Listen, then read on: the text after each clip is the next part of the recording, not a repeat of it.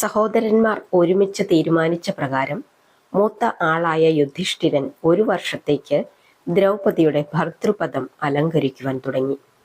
ഒരു രാത്രിയിൽ പശുക്കൾ മോഷണം പോയെന്നുള്ള പരാതി കേട്ട പാർത്ഥൻ ഒരു നിമിഷം പോലും ചിന്തിച്ചു നിൽക്കാതെ കള്ളന്മാരെ നേരിടാനുള്ള ആയുധങ്ങൾ എടുക്കുവാൻ ധർമ്മപുത്രരും ദ്രൗപദിയും ഉറങ്ങാൻ കിടന്ന മുറിയിലേക്ക് കയറി ചെന്നു.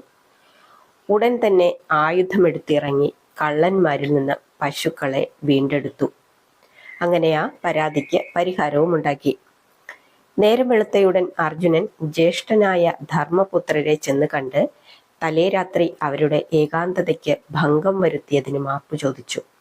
മുൻ നിശ്ചയമനുസരിച്ച് താൻ ഒരു കൊല്ലക്കാലത്തെ തീർത്ഥാടനത്തിന് പോവുകയാണെന്നും അറിയിച്ചു. ഒരു നല്ല കാര്യത്തിനു വേണ്ടിയാണല്ലോ മുറിയിൽ പ്രവേശിച്ചത്, അതുകൊണ്ട് തന്നെ തീർത്ഥയാത്ര പോകേണ്ടതില്ലെന്ന് ധർമ്മപുത്രർ പറഞ്ഞു നോക്കിയെങ്കിലും അർജുനൻ അതിന് വഴങ്ങിയില്ല. തീർത്ഥയാത്ര പുറപ്പെട്ട അർജുനൻ ഗംഗാനദീ തീരത്തുള്ള വനപ്രദേശത്ത് താമസമാക്കി. ഒരു ദിവസം ഗംഗാനദിയിൽ കുളിക്കുകയായിരുന്ന പാർത്ഥനെ ഏതോ ഒരു അജ്ഞാത ശക്തി നദിയുടെ അഗാധതയിലേക്ക് ആകർഷിച്ചു കൊണ്ടുപോയി.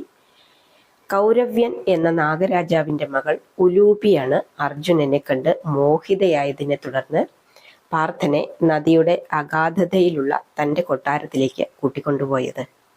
അന്ന് രാത്രി സുന്ദരിയായ ഉലൂപിയോടൊപ്പം കൊട്ടാരത്തിൽ കഴിച്ചുകൂട്ടിയ അർജുനനെ അവൾ തന്നെ പിറ്റേ ദിവസം ഗംഗാനദീ തീരത്തെത്തിച്ചു. ജലത്തിൽ വെച്ച് ആർക്കും അർജുനനെ തോൽപ്പിക്കാനാവില്ലെന്ന വരം ഉലൂപി നൽകുകയുമുണ്ടായി. അർജുനന് ഉലൂപിയിൽ ഒരു പുത്രൻ ജനിച്ചു. ആ പുത്രനാണ് ഇരാവാൻ. ഹിമാലയ സാനുക്കളും കലിംഗ രാജ്യവും മഹേന്ദ്ര പർവ്വതത്തിലുള്ള പുണ്യസ്ഥലങ്ങളും സന്ദർശിച്ച പാർത്ഥൻ മണിപുരം എന്ന രാജ്യം ഭരിച്ചിരുന്ന ചിത്രാംഗത രാജാവിന്റെ അടുത്തെത്തി. ചിത്രാംഗതന്റെ സുന്ദരിയായ പുത്രി ചിത്രാംഗതയെ കണ്ട് മോഹിച്ച അർജുനൻ രാജാവിനോട് അദ്ദേഹത്തിന്റെ പുത്രിയെ തനിക്ക് വിവാഹം ചെയ്തു തരണമെന്ന് അഭ്യർത്ഥിച്ചു.